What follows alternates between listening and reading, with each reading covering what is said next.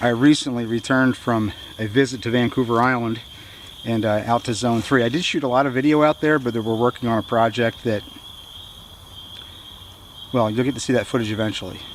I don't know if you'll see it here or other places, but it was really quite emotional to return to that spot where I had spent 66 days, and it got me thinking. Well, I walked up on my beach and my fishing pole was right where I left it, and it just looked like beach debris. It wasn't like it was something they had to clean up. It's a stick with a fishing line tied to it, and I guess they missed it.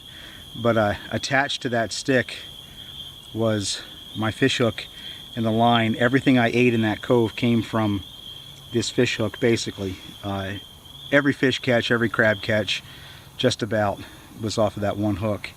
And well, hopefully you'll see this footage eventually. Anyway, another thing was out there on the beach as I walked up was this. Now, the day I left, they pulled me out there with a helicopter, and there wasn't a whole lot of time, and they were running the show at that point. It was go, go, go, you know, and this is my fish stringer. And I remember looking down at it. You see, this is, oh, it's 9 feet or so of 2-ply. Look at that, it's 2-ply cordage.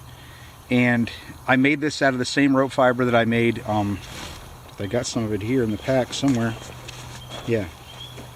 This is the fiber that I used for my net needle, which is also here. And basically everything I had to make out of cordage, I made out of this fiber. It's a lot like dental floss, and it's made up of a bunch of little tiny fibers, but a single strand of this stuff did for the net. I didn't have to modify it or ply it or do anything special to it.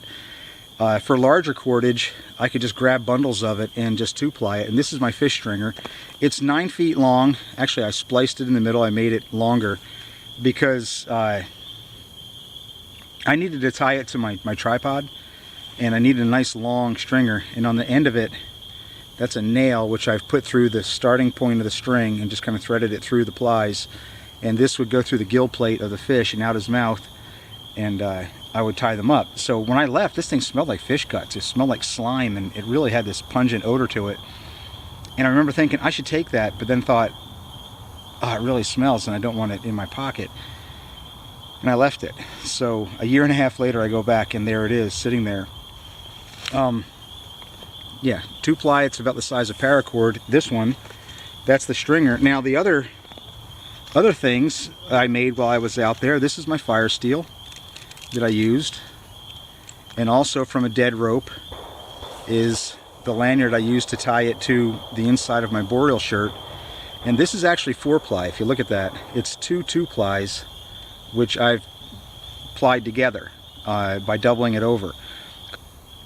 I wanted a nice strong lanyard for my fire steel, and I made it out of bright colored cordage just in case it ever came off of my D-ring, that it would be there. I would be able to see it and locate this essential tool. So that was my fire steel. Put these away so I don't lose them here. My other prized possession out there was my pink-handled prison shank, and this is a nail. Get this unwound here. This is a large nail which I found in a board out there, and I use this for killing limpets, killing fish, well, harvesting limpets, prying them off the rocks, chipping cedar, not cedar.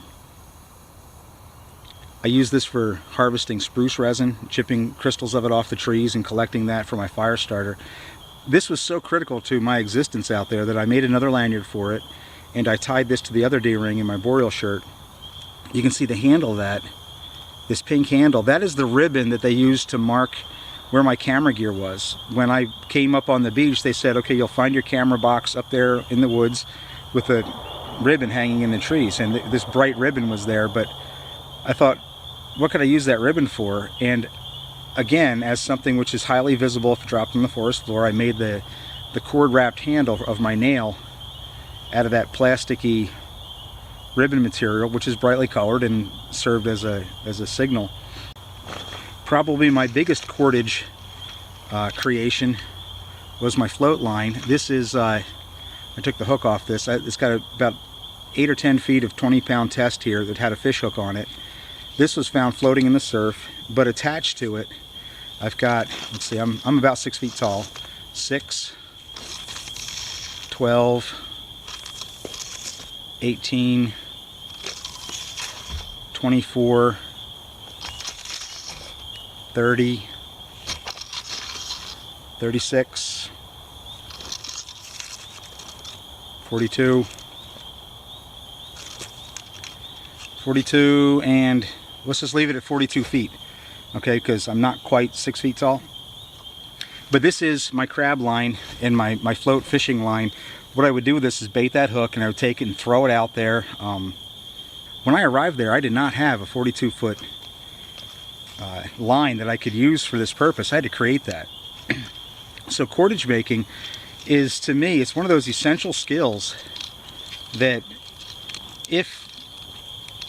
what if you run out of paracord? Everyone carries these massive amounts of paracord with them, and that was one of our items we could have chosen.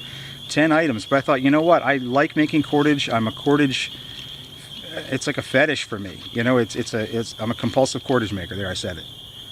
I make cordage compulsively when I'm in the woods, and it comes in handy. Now this is something which none of this system was there for me. This is all beach finds. You know, my gill net, all that stuff came from rope fiber, which I found washed up on shore. But I had the skill to do something about it. I had the skill to do something with it. Okay.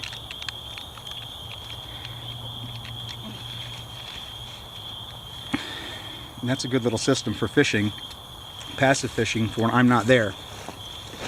I can let that go, and you can bait that, and I can just let it fish for me. But you're getting the idea. There's an awful lot of cordage making that went on for me out there in Desolation Cove.